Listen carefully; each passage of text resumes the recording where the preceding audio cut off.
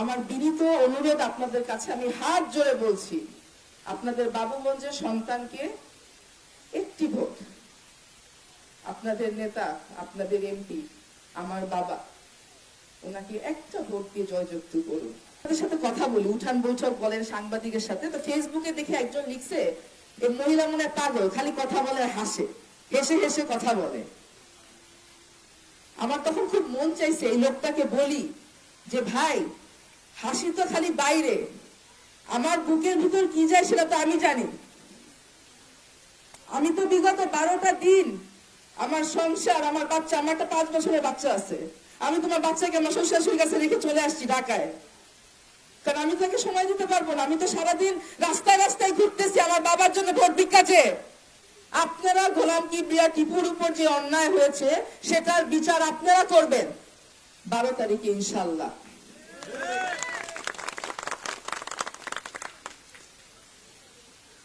আপনারা কি জানেন, ওনাকে 12টা মামলা দেওয়া হয়েছিল, ওনার 12টা মামলায় কিন্তু জামিন হয়ে গেছিল, কারণ উনি সাজাপ্রাপ্ত আসামি ছিলেন না। সে একটা ছোট্ট বাচ্চা যেরকম যে ঈদের নতুন জামা পরে রেডি হয়ে বসে থাকে, এখন বাবা মার সাথে বাইরে যাব, ওরকম সে রেডি হয়ে বসেছিল যে আমার মেয়ে আমাকে নিতে আসতেছে আজকে এতদিন পর। আমি এখানে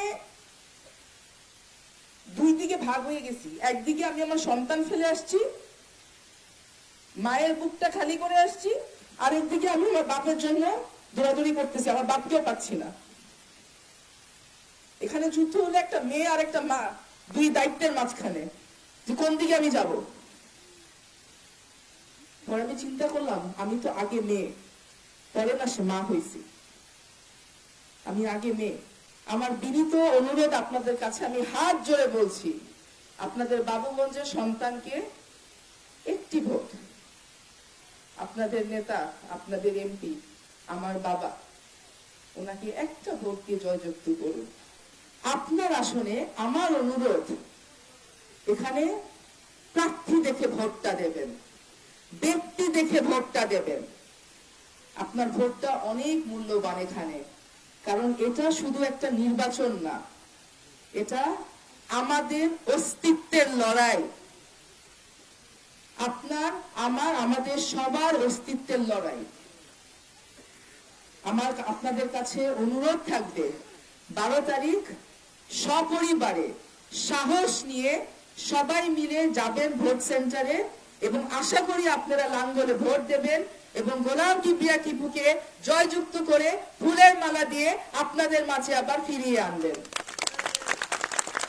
সময় খবর সর্বদা সত্যের সন্ধানে, কারণ সময় খবর নিজের কথা বলে না, বলে দেশ ও জনপথের কথা।